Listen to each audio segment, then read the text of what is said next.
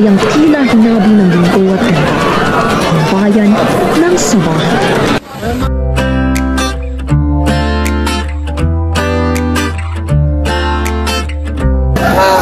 Kapitan Lago, ano po yung ginagawa na pinanapal yung kabatang hapon? Guys, ako ng mga gagawin para sa ikabubuti ng ating bayan. Marami tayong paghahanda sa darating na selebrasyon, kaya hindi simulan ko na rito.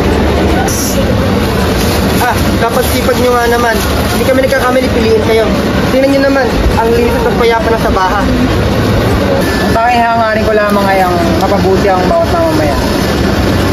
Inihanda nga pala akong sorpresa para sa inyo. Alam kong magugustuhan ninyo yan.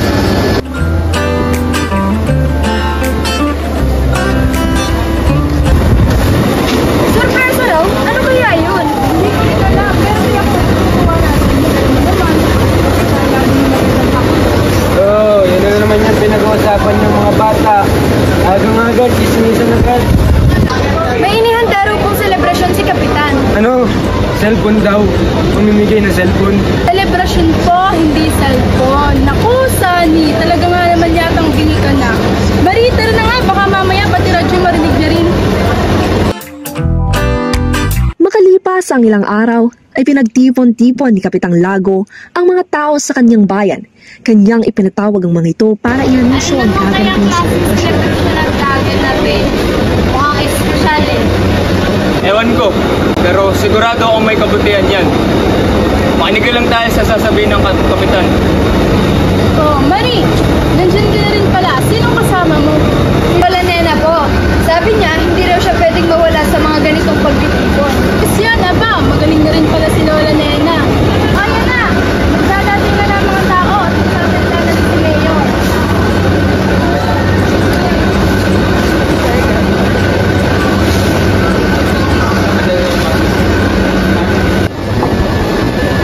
Lahat ay maghahanda bukas. Pagdiriwang natin ang araw ng pasasalamat.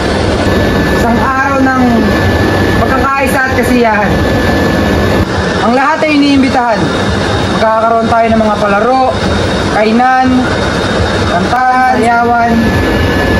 Para ito sa inyo, aking mga minamahal na kababayan. Alam niyan. Kapitan! May inuman ho ba? Para mas masaya. Yan ka na naman. Ay nako, inuman pa rin hanggang rito. Ano naman? Mas masaya pag may alak. Para ramdam ng langit ang saya natin. Ay nako, hindi ko na talaga alam sa'yo. Ayaw mo magbawas sa pag-iinom.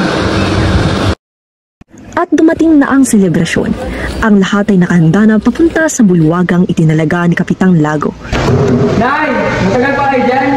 Nainip na si tatay! Sandali lang na, tatapusin ko lang ito. Yung mag-inuwan sa selebrasyon. Sige po, Nay! Antayin na lang po namin kayo ni tatay sa labas.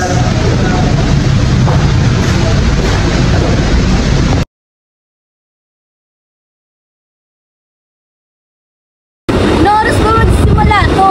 Tagal naman eh. Relax na lang tayo. Hindi naman pa karera. Pupunta pa lang din naman ang mga taga-punta. Teka, parang sinamigo yun ah. Oo nga, tara. Salubungin na natin.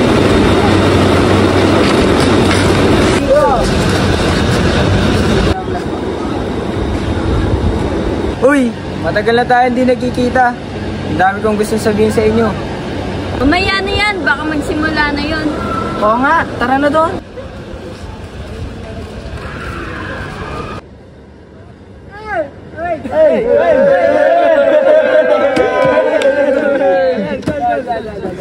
At nagsimula na ang selebrasyon. Ang lahat ay masaya, ang iba'y sumasayaw at ang iba naman ay umiinom sa sobrang kasiyahan. Mayroong din tumatalon at lumalalim na ang gabi. At sa kalagitnaan ng kanilang kasiyahan ay may hindi inaasahang nangyari. Minulog sa bundok. Parang bola ng apoy. Baka bomba! Kung ano-ano yung sinasabi nyo, puntahan na lang natin.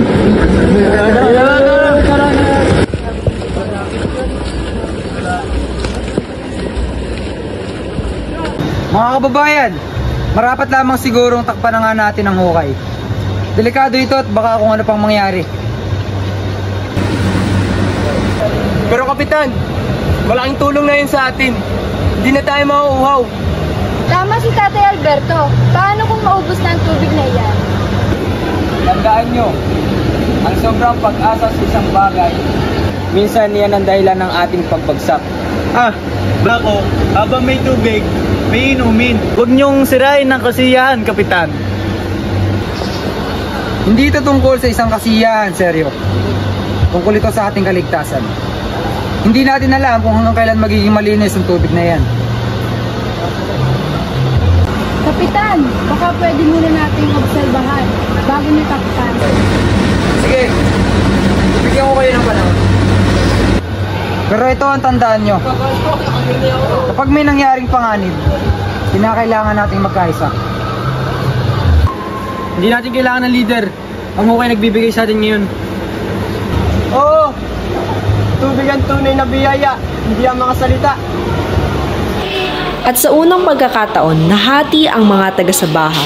May mga nanatiling tapat kay Kapitan Lago at may mga naniwala sa hukay ng langit. Kapitan Lago left the town and watched from afar.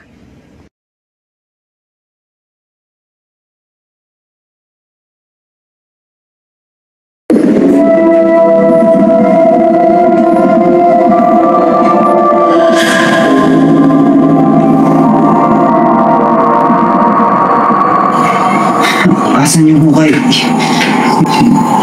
Yung liwanag, yung mga tao.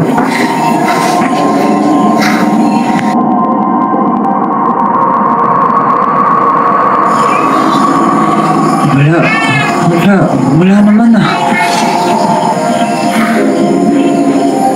Tanaginip lang pala yun.